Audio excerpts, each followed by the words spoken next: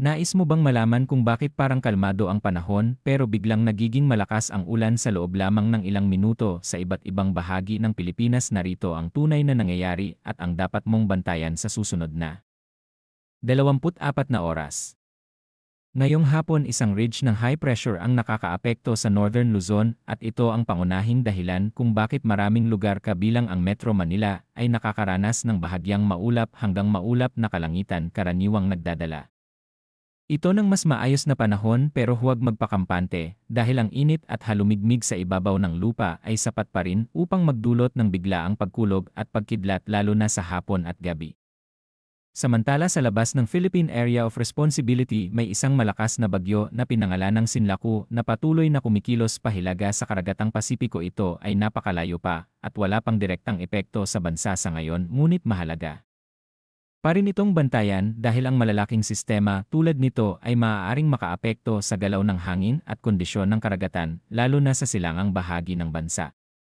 Ano naman ang aasahan mo sa inyong lugar kung ikaw ay nasa Metro Manila o sa karamihan ng bahagi ng bansa? Inaasahan ang bahagyang maulap hanggang maulap na kalangitan na may mga isolated na pag-ulan o pagkulog at pagkidlat. Hindi ito tuloy-tuloy na ulan kundi mga biglaang buhos na maaaring lumakas sa maikling panahon lalo na sa hapon at gabi. Maaari itong magdala ng malakas na ulan, pagkidlat at pabugso-bugso na hangin dahil dito may posibilidad pa rin ng biglaang pagbaha at pagguho ng lupa lalo nasa mga mabababang lugar at malapit sa kabundukan. Kahit maaraw ang umaga maaaring magbago ang panahon kaya mahalagang manatiling alerto at patuloy na mag-monitor ng mga update.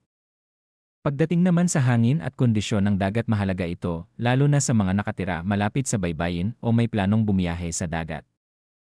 Sa silangang bahagi ng Southern Luzon, Visayas at Mindanao inaasahan ang katamtaman hanggang malakas na hangin mula Hilagang Silangan hanggang Silangan at ang alon sa karagatan ay magiging katamtaman hanggang maalon na maaaring umabot sa mahigit 2 metro kaya delikado ito para sa maliliit na sasakyang pandagat. Sa natitirang bahagi ng Luzon ang hangin ay mahina hanggang katamtaman mula Silangan hanggang Timog Silangan at ang alon ay banayad hanggang katamtaman, mas ligtas kumpara sa silangang bahagi, ngunit kailangan pa ring mag-ingat.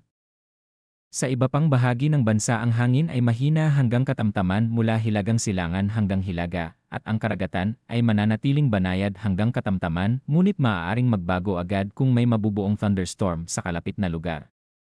Kung titingnan ang temperatura at halumigmig ngayong araw, na itala ang pinakamababang temperatura na humigit kumulang 22 degree sa umaga na medyo malamig, ngunit pagsapit ng hapon umabot ito sa mahigit 34 na degree. Ang ganitong init kasama ng pagbabago sa halumigmig ay nagiging dahilan ng hindi matatag na hangin kaya madaling mabuo ang mga thunderstorm. Ang halumigmig ay mula 76% sa umaga at bumaba sa humigit kumulang 41% sa hapon. Nagpapakita ito ng malaking pagbabago mula sa malamig at mahalumigmig na umaga patungo sa mainit at mas tuyong hapon na karaniwang kondisyon, ngunit nagdudulot ng pabago-bagong panahon. Para sa mga may plano, bukas ang pagsikat ng araw ay sa alas 5:41 ng umaga, habang ang paglubog ng araw ngayong araw ay alas 6:10 ng gabi. Ang buwan ay sisikat ng maaga at lulubog din sa gabi at halos walang liwanag kaya mas madilim ang kalangitan lalo na sa mga lugar na walang ilaw ng lungsod. Sa kabuuan, kahit walang direktang malakas na bagyo na nakakaapekto sa Pilipinas sa ngayon, ang kombinasyon ng high pressure, init at localized thunderstorms ay nagdudulot ng bagong kondisyon ng panahon. Maging handa sa biglaang ulan lalo na sa hapon at gabi. Bantayan ang kalangitan at unahin ang kaligtasan lalo na kung ikaw ay nasa labas o bumibiyahe. Manatiling ligtas, manatiling handa at laging maging alerto dahil kahit kalmado ang simula ng araw, maaari itong maging aktibo sa loob lamang ng ilang minuto.